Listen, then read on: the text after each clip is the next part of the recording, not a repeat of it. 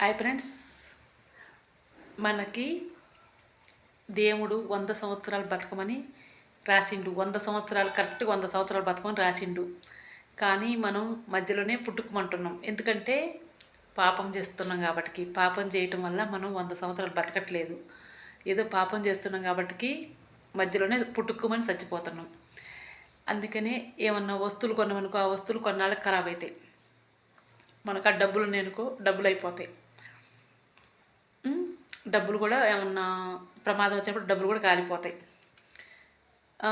ఏమన్నా వస్తువులు కాలిపోతాయి. మనం చచ్చిపోతాం. చచ్చిపోయినప్పుడు మనల్ని కాలేస్తారు.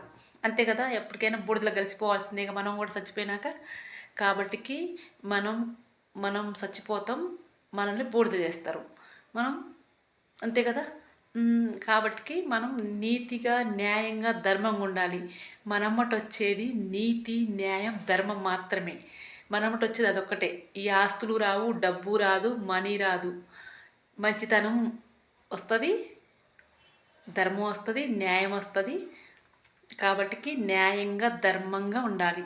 మనమ్మట వచ్చేది ఏంటంటే న్యాయం, ధర్మం, మంచితనం. అందుకనే మనం అందరికీ చేతనైన వరకు సాయం చేయాలి. అన్యాయం చేయకూడదు, న్యాయం చేయాలి. మంచిగా బ్రతకాలి, న్యాయంగా బ్రతకాలి. ఆ న్యాయమే మనల్ని కాపాడుతుంది. న్యాయమే మనమ్మట వస్తుంది. న్యాయం మనల్ని కాపాడుతుంది. న్యాయం బతికి ఉంటుంది. ఎప్పటికైనా న్యాయం బతికి ఉంటుంది. అందుకే న్యాయంగా ఉంటే న్యాయం మన కాడికి వస్తుంది. న్యాయం బతికి ఉంటుంది. అంతేనా? కరెక్టేనా ఫ్రెండ్స్? ఎప్పుడు న్యాయంగా ఉండాలి మనం. Thank you friends. Subscriber please.